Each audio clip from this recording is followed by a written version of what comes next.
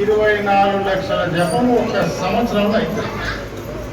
24 సార్లు చేయాలంటే 24 సంవత్సరాలు వ్రతం చేయాలి.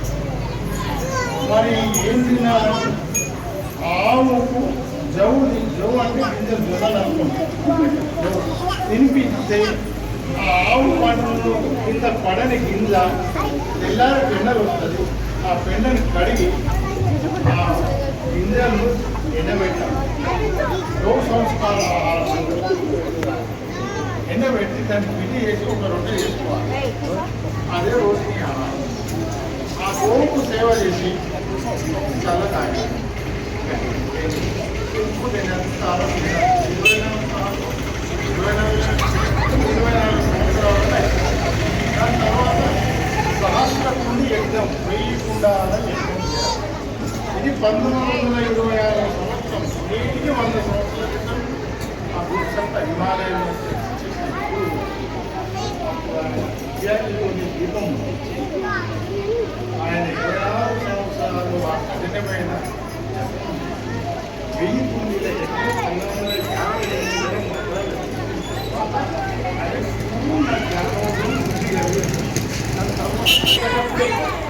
1958 ఉన్నప్పుడు కూడా మనం వ్యాక్సినేషన్ చేసినాం 10 ఏళ్ళ క్రితం దగ్గర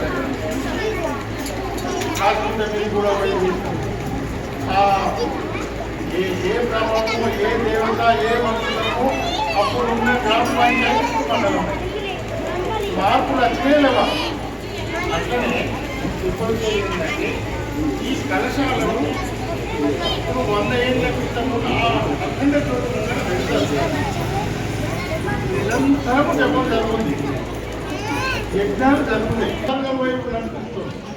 మీలో 3 నెలల మార్పు మిస్ చేయండి. దీన్ని అనుభవం. అయ్యో మేము మాకు ఎవరు చేయలేదు, తాతలు అరే వాళ్ళ కర్మం వాళ్ళు చేయలేదు. నేను చెప్తున్నాను కదా, అయ్యో మేము మాంసం నువ్వు ఏం తిన్నా చేయి, 3 నెలల తర్వాత చూడు నువ్వు పెట్టా నువ్వు నాకు వాతానికి పడదు. మేము పెరిగినాక 25 ఏళ్ళ దాకా గాయత్రి మంత్రం ఏదో మాకు తెలియదు.